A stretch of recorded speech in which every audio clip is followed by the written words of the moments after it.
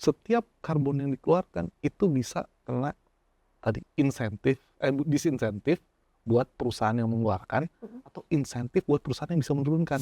Karena di kawasan Indonesia itu termasuk yang berpotensi menjadi salah satu center of excellence untuk carbon market. Berapa banyak sih kalau tadi ada jual beli karbon, perusahaan ini mau beli berapa banyak karbonnya?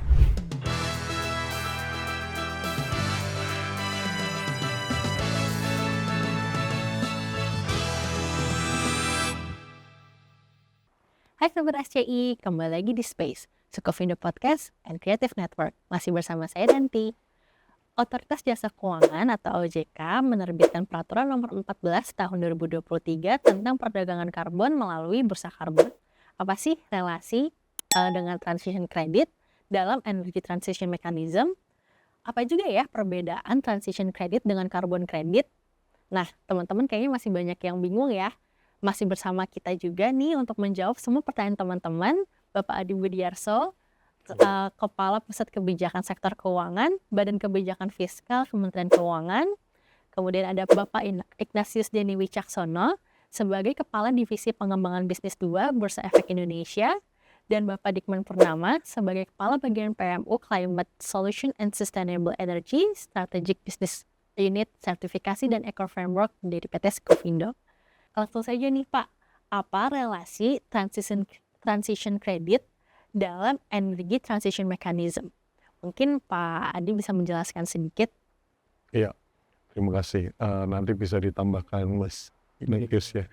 Jadi kebijakan tentang ETM itu mulai dari Undang-Undang HPP, Undang-Undang Harmonisasi Perpajakan, di mana kita pemerintah mulai mengenalkan istilahnya carbon credit mechanism, ya. Jadi carbon trading dan carbon tax, ya. Jadi mekanisme itu sebenarnya adalah untuk mendorong bagaimana pembiayaan yang ramah lingkungan melalui bursa karbon dan juga melalui perpajakan. Nah, kemudian ditindaklanjuti dengan pemerintah mendorong bursa karbon itu diawasi oleh OJK. Jadi ranah pengawasan transaksi bursa dilakukan saat ini oleh PEI ya, melalui pengawasan oleh OJK. Sehingga apa yang ingin kita dorong adalah sebenarnya kita mengenalkan instrumen karbon. Instrumen karbon dalam hal ini adalah unit karbon. Itu sebagai instrumen keuangan atau sebagai efek. Dan itu makanya transaksinya di bursa. Pak, ini bisa tambahkan penjelasannya. Bisa, terima kasih. Ya. Ya mungkin sedikit menambahkan. Jadi dalam upaya mencapai Paris Agreement itu kan agak berat ya, Pak ya. Gimana caranya kita mengeluarkan uang segitu banyaknya untuk mencapai net zero.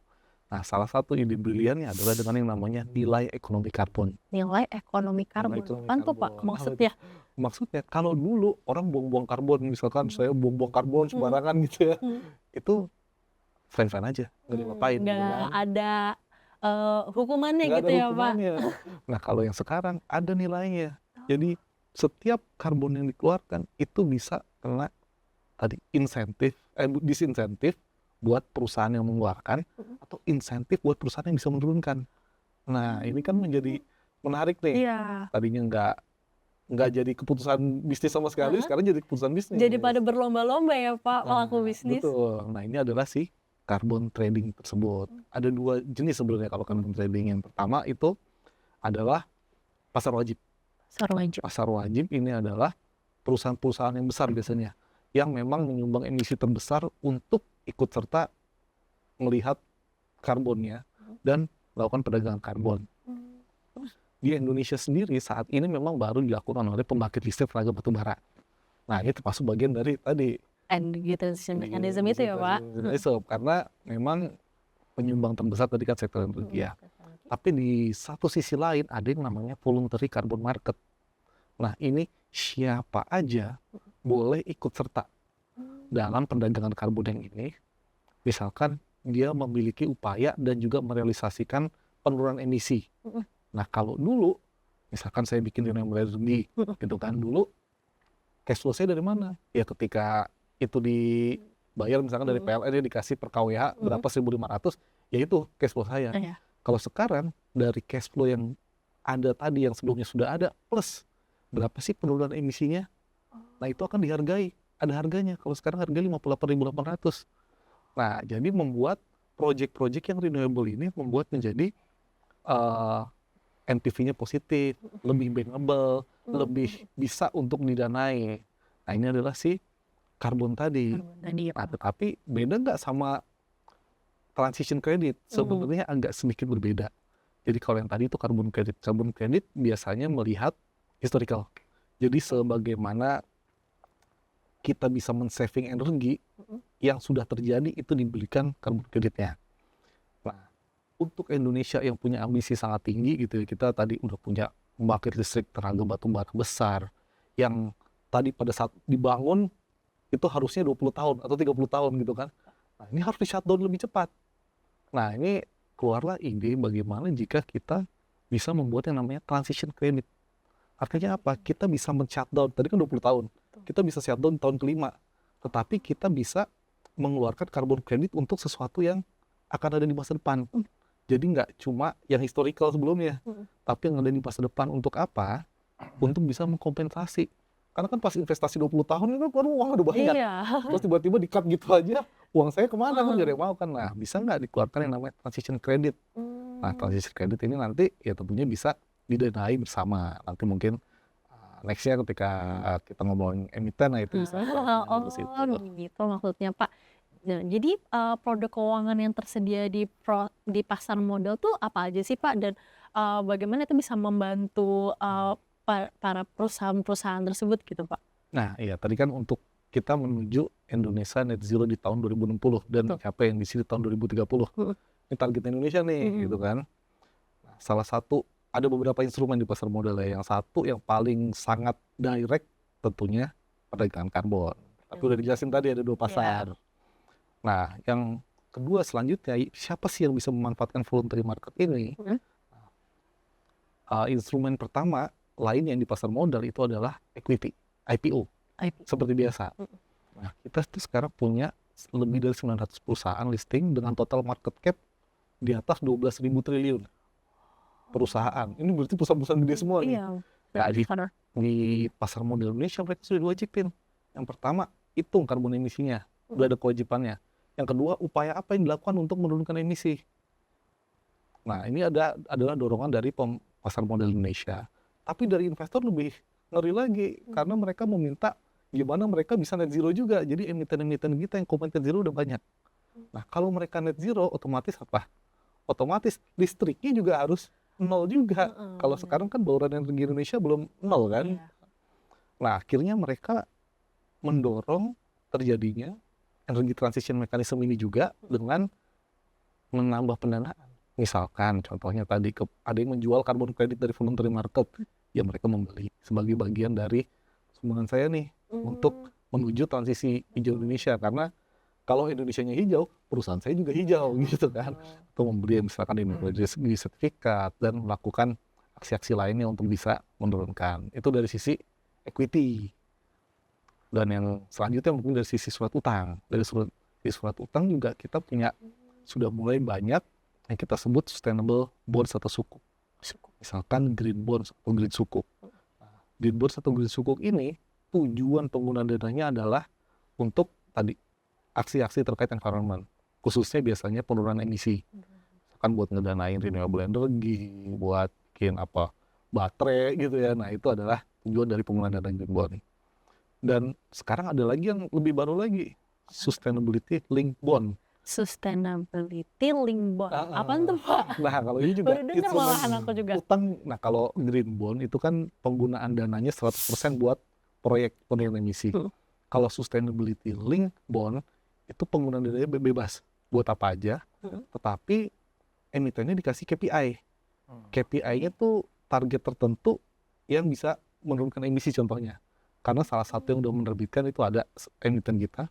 Targetnya apa? Targetnya menurunkan emisi 1 juta ton dalam 1 tahun. Jadi akhirnya mereka juga mendorong tadi transition energi ini kan. Lebih cepat lagi ya Pak dalam Iya, lebih ada cepat, jangka iya. waktunya dalam 1 tahun emiten ini harus menurunkan 1 juta ton. Itu dari equity udah ada, terus dari sisi bonds sudah ada. Yang ketiga itu dari sisi fund. Ada. investor gitu kan agak sulit kadang-kadang ya, direct investment ya. Karena itu dari sisi fund juga sekarang sudah banyak sustainable fund, ESG fund, yang gini-gini yang bisa mendorong tadi untuk menurunkan emisi. Serta kita punya infra, dana investasi infrastruktur, dan RDPT sebenarnya. RDPT, Pak. Reksadana ini penyertaan terbatas, biasanya itu bisa buat ngembangin project-project. Misalkan ada yang bikin project karbon, nah itu bisa tuh masuk lewat situ, dikelola melalui investasi, nanti bisa mendorong Kayak gitu ya, Pak. Jadi karbon yang bisa diperjualbelikan tuh jenisnya apa aja ya, Pak? Dan gimana sih, Pak, prosesnya sehingga bisa memberikan keuntungan juga bagi investor? Kalau yang direct ya, kalau yang direct kan tadi yang saya ceritakan itu adalah perdagangan karbonnya. Tapi kalau indirectnya, keuntungan buat investor mungkin misalkan ketika dia investasi ke saham perusahaan. Sekarang ada yang namanya ESG investors atau ESG investing. Jadi dia menggunakan teknik menganalisa seperti apa sih aspek ESG ini dilakukan oleh perusahaan, termasuk dekarbonisasinya seperti apa. Nah, dari kita punya 5 indeks yang based on ESG. Jadi ini kita dorong supaya investor misalkan bingung mau investasi ESG kayak gimana. Nah, kita buatin indeksnya. Nah, kelima indeks ini, 5-5-nya itu returnnya lebih tinggi dibandingkan dengan indeks non ESG. Nah, ini kita membuktikan bahwa nih kalau pakai strategi ESG, cuan juga loh. Wah, iya Dan benar. nggak cuma cuan, kita membantu masa depan yang lebih baik gitu kan. Nah, itu mungkin dari investor ya. Cuman kalau dari sisi karbon apa yang diperdagangkan, tadi ada 2 kan. Yang pertama dari sisi compliance carbon market, ini yang wajib. Itu biasanya mekanismenya kita sebut cap and trade atau instrumennya persetujuan teknis batas atas emisi pelaku usaha atau PTBA-EPU. Nah, ini biasanya dari masing-masing kementerian tuh punya target. Misalkan tahun ini Kementerian A punya target 20 juta ton CO2. Nah, ini akan dialokasi nih ke beberapa penyumbang emisi terbesar. Nah, mereka akan ditargetin, misalkan PT A, kamu coba beli 500.000 ton, PT B 300.000 ton. Nah, ini selama tahun berjalan dimonitor. Achieve nggak? Kalau kelebihan gimana? Misalkan tadi saya dikasih 500.000 ton, kelebihan pakainya 600.000 ton. Nah, ini bisa melakukan perdagangan karbon ke sesama yang misalkan kurang. Atau bisa membeli nanti instrumen yang satu lagi, karbon kredit, atau bisa dikenakan pajak karbon. Nah, ini adalah yang instrumen pertama, PTBPU. Yang kedua, yang karbon kredit, atau instrumennya di Indonesia namanya SPEGRK. SPEGRK. Sertifikat Pengurangan Emisi Gas Rumah Kaca. Kalau ini tadi, siapa aja yang pengen nurunin emisi, yang ingin berkontribusi baik buat Indonesia nurunin emisi, ini bisa mendapatkan tambahan cash flow dengan caranya mendaftarkan proyeknya ke Kementerian Lingkungan Hidup. Nanti akan di-approve, lalu dikeluarkan karbon kredit. Nah, karbon kredit ini bisa dijual belikan dengan mudah di pasar bursa Indonesia. Pak Adi, sebenarnya apa sih tantangan dan keuntungan penetapan harga ke IDX? Iya, tadi penetapan cap and tax and cap and trade, pemerintah pada baseline kita menerapkan harga 1 ton pengurangan emisi karbon itu 30.000, itu sekitar $3. Itu base pada waktu itu kita tetapkan sebagai base terendah harapannya. Nah, dengan kita membawa atau meminta supaya IDX ya dalam hal ini bursa karbon diselenggarakan oleh IDX, kita harapkan nanti market bisa lebih memiliki apresiasi partisipasi di sana. Bahkan saat ini tadi sudah 58.000 ya. Dan di global itu bisa $29 atau bahkan bisa sampai $50 atau $100 per ton karbon emisi yang diperdagangkan. Nah, ini akan sangat menarik. Makanya bursa kita itu sebenarnya kita challenge ya untuk bisa terus mengembangkan dirinya. Karena di kawasan Indonesia itu termasuk yang berpotensi menjadi salah satu center of excellence untuk carbon market. Ya, mekanisme sedang digodok dan pemerintah saat ini juga sangat komit ya untuk terus mengembangkan yang tadi setelah teman-teman unit karbon itu kan sebenarnya akan sangat berharga pada saat mekanismenya jalan. Nah, mekanisme itu jalan gimana? Kita harus comply dengan komitmen NDC. Bagaimana menetapkan komitmen NDC? Setiap industri, setiap sektoral itu harus punya target. Target itu artinya kita berpartisipasi nih untuk penurunan emisi gas rumah kaca bahkan setiap perusahaan. Sekarang kalau kita lihat di banyak industri belum, ya, ini kita ingin dorong sehingga nanti ke perhatian bagi banyak pihak bisa berkomitmen bersama-sama kita untuk mendorong percepatan dari penurunan emisi rumah kaca ini. Yang kedua, kita juga melihat pressure dari luar negeri. Contohnya misalnya UMKM kita yang mau jual barang ke luar negeri, mereka harus mulai dapat sertifikat atau semacam laporan ya, sustainability reporting namanya. Itu artinya seberapa comply kita dalam menyusun atau membuat produk itu sudah mengikuti prinsip ESG ya, ramah lingkungan, kemudian kita juga sudah sesuai dengan prinsip-prinsip yang berlaku di banyak negara maju sehingga dia bisa jualan untuk produk kesannya. Nah, artinya Bisa go itu internasional sudah ya mulai Pak. sudah mulai menjadi concern dari bahkan sampai ke UMKM. Oh, berarti UMKM pun juga udah mulai berpikir ya Pak, Ya. bagaimana bisnis mereka bisa juga sudah tercatat bahwa ada upaya untuk menurunkan emisi dan sebagainya seperti itu ya Pak. Iya. Wah, keren juga ya ternyata. Nah, saya mau nanya nih sama Pak Dikman, sebenarnya peran ID Survey dan Sukovindo dalam perdagangan karbon itu seperti apa sih Pak? Baik, sedikit menyambung ke materi yang disampaikan Pak Denny dan Pak Adi. Sebetulnya kita kenal tadi yang namanya Sustainability Report. Dalam Sustainability Report itu ada namanya laporan terkait dengan bagaimana emisi dihasilkan oleh perusahaan. Nah, saat mereka mencantumkan berapa banyak emisi yang mereka telah merasa turunkan, itu juga perlu dilakukan namanya verifikasi. Jadi, siapa yang bisa menjamin bahwa angka itu telah sesuai? Nah, ada peran yang namanya lembaga validasi dan verifikasi. Nah, kita akan bicara kepada inventarisasi emisi yang dilakukan oleh organisasi.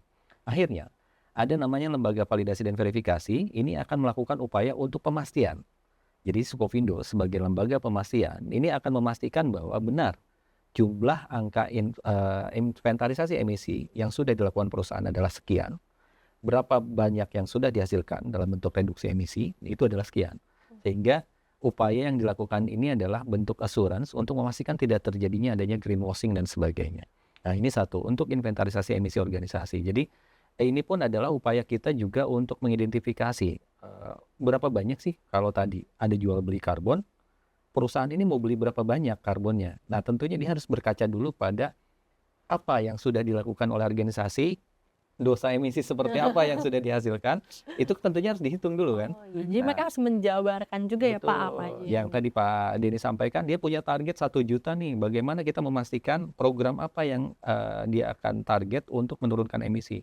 Contoh tadi reduction emisi. Dan betul sekali bahwa bauran energi kita kan memang lebih banyak fossil fuel ya. Kita bicara batu bara ya Pak ya. Makanya kenapa majunya ke energi transition mechanism ini adalah untuk mendorong bauran energi yang ada di sistem kelistrikan kita juga adalah bisa meningkatkan bauran energi untuk renewable energy, sehingga penggunaan energi di perusahaan-perusahaan dan industri itu juga akan lebih banyak bauran energi untuk sifatnya renewable.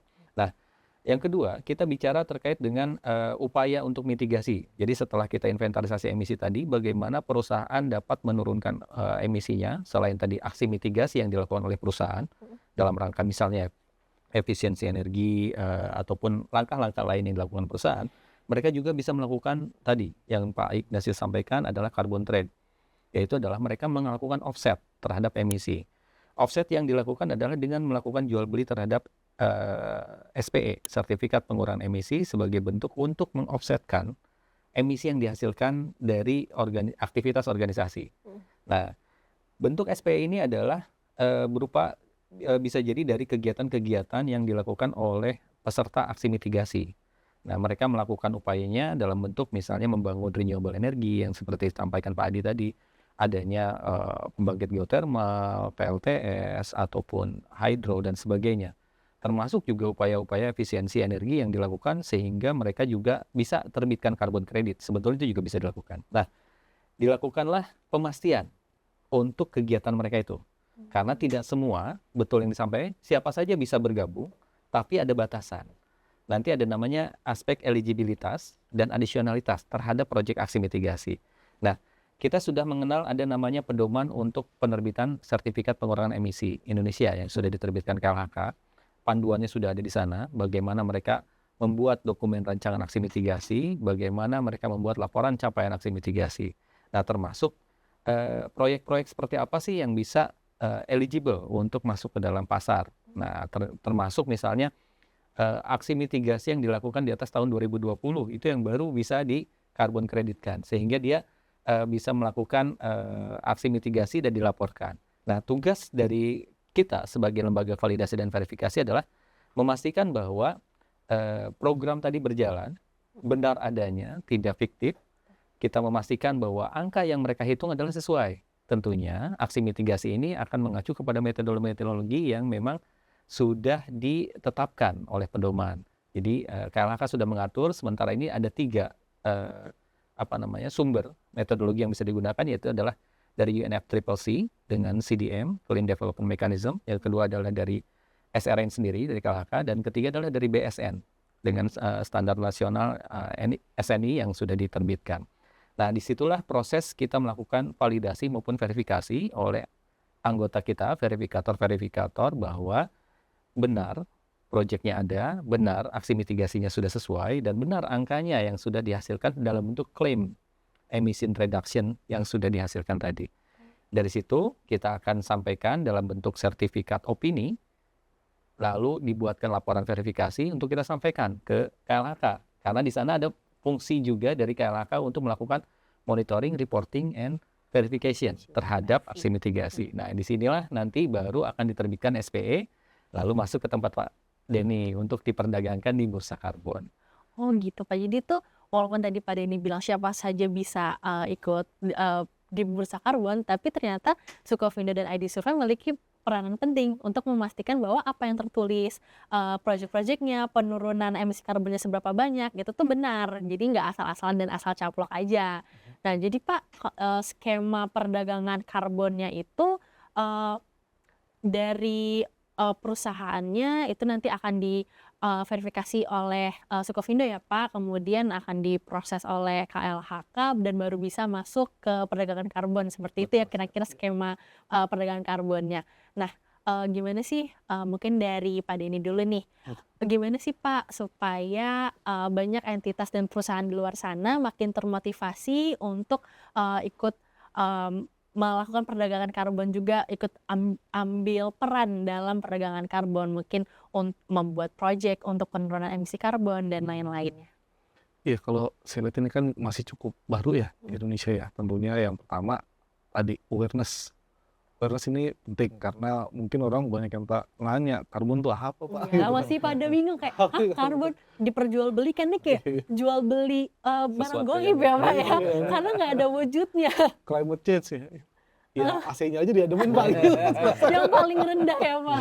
Iya, jadi kita perlu menyadarkan sebenarnya bahwa dampak-dampak climate change itu baik itu risiko, psycho risk kalau disebut ya, risiko kalau ini sampai terjadi dampaknya ke kita apa tuh harus tahu. Atau yang kedua yang penting transition risk, bahwa nanti ketika semua pada pindah ke solusi rendah karbon, kalau kita tertinggal ini bisa berbahaya.